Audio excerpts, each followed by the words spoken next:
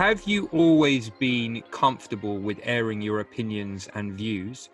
And if not, what was the turning point? Because as far as as far as I can tell, anyway, it's been over the last few years where you've been particularly outspoken on certain viewpoints that has obviously had a ricochet effect on your career, and you've had this huge following.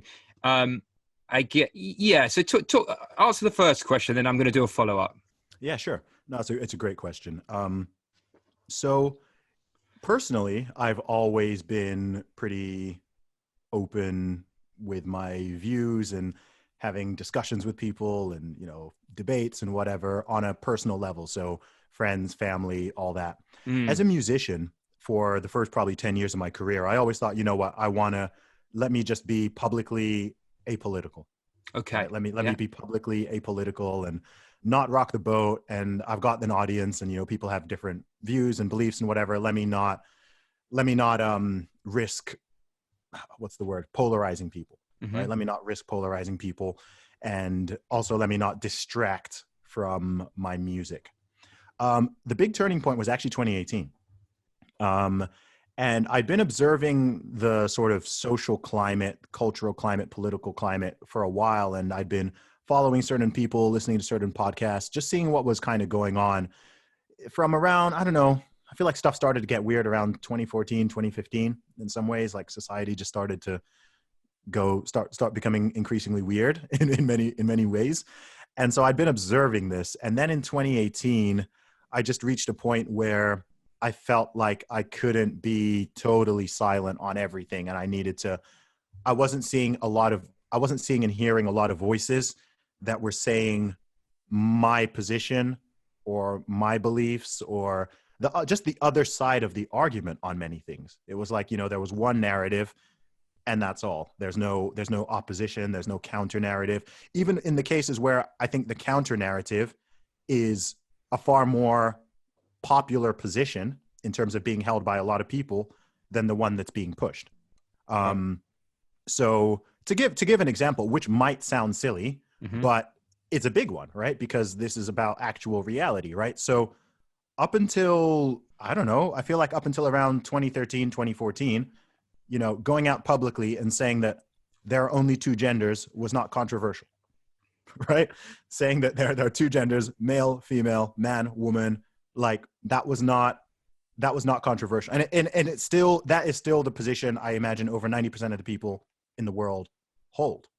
But we've somehow reached this situation where, oh no, now that's controversial. Now you're a bigot or you're some other name, you're something horrible if you don't believe that there are hundreds of different genders. And it's like, well, where did that all come from? Like I've been around for, a couple of decades, and my whole life it was two, right? It was always two. And now you're sort of, over the past 5 years, you're ramming it down everyone's throat that, oh no, like, no, people can be non-binary, and then people can also switch between them, and people can be this and people can be that, or you can just make up your own one. And even, when you're filling out forms, it always used to be male, gender, male, female, right? Two options. And suddenly it's like, oh wow, there's this whole range of them, or you can add your own. And I'm like, wait, what's going on here? So that's like one example. But and then that has its own sort of downstream repercussions, which I was seeing. And so which sort of plays into the viral deadlift video thing that I did, right? So I just started seeing all this stuff happening. And then I was having a conversation with someone on Facebook, and they basically, to put it simply, this was someone who was a student union president at one of the universities in the UK. And he literally said that people like Zuby have views that are regressive and get people killed, and he should not be allowed on university campuses. So all of a sudden, so I was like, wait, someone just said that someone like me, like I'm a moderate, reasonable, level-headed, polite dude. This person who's actually in a position of power does not think that I should be allowed on a university campus, right? Like I'm like, whoa, so is society shifting so far that now I'm a radical now, right? Like I'm like, whoa, what's going on here? So I think funnily enough, I think that was kind of the straw that broke the camel's back, where I was like, okay, this is really getting gnarly. Like, people need to, not just me, but people in general need to, speak and talk. And, and also because people are also trying to shut down the ability for people to talk. So this is when all these speakers are getting deplatformed from universities. People are getting censored. People are getting banned. People are trying to expand and create new laws to prevent people from, essentially to muzzle people, to gag people from expressing certain views, et cetera. And I'm like, this does, and as someone as well who has a good, not amazing, but a decent knowledge of history, I'm like, this is not good. Like, when you start seeing mass censorship and deplatforming and people attacking the concept of free speech and people not even being able to agree on basic facts of reality and all, I'm like, this is not good. This is not good. And just the kind of person I am, I can't just sit back and not contribute and not do anything. I'm like, no, that's how bad stuff always happens, right? Because people are apathetic and people don't want to do anything and people don't want to rock the boat. People don't want to upset anyone. People don't want to be non-politically correct, et cetera. So you can have like a very tiny minority of the population, which then ends up controlling. You can have 5% of the population controlling the other 95% just because they've managed to strike that fear into them. So that these 95% of people can't speak because they fear the consequences, whether that's getting kicked off social media or it's getting doxxed or it's someone coming for your job or someone, sending a message to your employer saying like, hey, look at what this person posted, you should fire them, etc. Not getting access to university, all these kind of things that we're seeing. Cancel culture type thing. Yeah, cancel culture. Yeah, I saw it. I just saw it creeping up. I saw it all creeping up and I was like, okay, I have to, I don't want this to distract from my main thing. But I have views on this, I have views on this and I want to express them and I want to allow other people to express their views. Right. And like, I'm not even saying, everyone needs to agree with me or everyone needs to, but if you don't agree with me, I'm not trying to silence you. I'm not trying to deplatform you. I'm not trying to get you kicked off. Like, I welcome all viewpoints. I think in a healthy so-called liberal society, right? Like, we're in the UK, we're not, again, I grew up in Saudi Arabia, right? So I'm in the UK, in the USA, et cetera. I'm like, wait, since when are British people and American people like opposed to free speech? Isn't that what these things are founded on? Free speech, liberty, freedom, et cetera.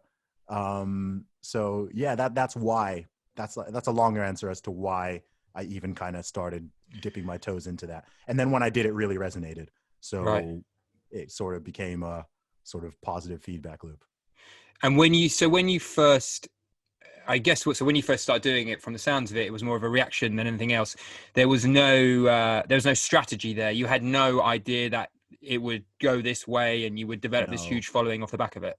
No, not because at all. Because I feel like some people on social media are controversial, say controversial things just to be controversial, right? To antagonize for the sake of it. Because on social media, that's what creates noise. So I could have a nuanced opinion and say, yeah, I understand what you're saying. However, I also perhaps think this, but no one's interested in that. They want something that's going to cut through the noise. Yeah, it's true. But from your perspective, it was just a case of like, this is how I feel. I don't feel comfortable the way things are going, so I feel like I'm going to voice my opinions.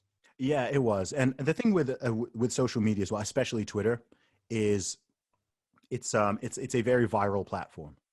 So you can put out 1,000 tweets, which don't sort of do that much, and then one just changes the game. So my first viral tweet actually it wasn't actually the deadlift one. It was something in 2018, and it was something about Kanye West and all the sort of political stuff that was going on in the US. And prior to that, most of my following was UK based, right? As a UK based artist, most of my following was in the UK. And this tweet I had went viral in America. It went viral in the US. So I started just getting thousands of followers from the USA. And that one tweet sort of really shifted my audience demographic. And then when I had another couple others, those then went viral, like they got retweeted by those people. So I just started reaching a much wider type of audience. And also an audience that was interested in different things as well. So prior to that, it was, people who were following me generally knew or were familiar with my music. But then all of a sudden I'm getting all these people who are, oh, wow, this person discovered me through a sort of socio-political commentary tweet, even though that's not my main thing, right? Or it certainly wasn't. And so it kind of becomes that just happens. And with me, I mean, look, like once in a while, I will very intentionally kick the hornet's nest. You know, maybe once every couple of weeks, I'll just be like, all right, I just want to, just because you want to see how people react to it, almost like as a psychological experiment or social experiment. Yeah, exactly. And maybe I have a bit of a twisted sense of humor as well. So I kind of find it quite amusing. But most of the stuff I put out there, number one, I think in a sane world, most of it isn't actually that controversial. Like it's not really.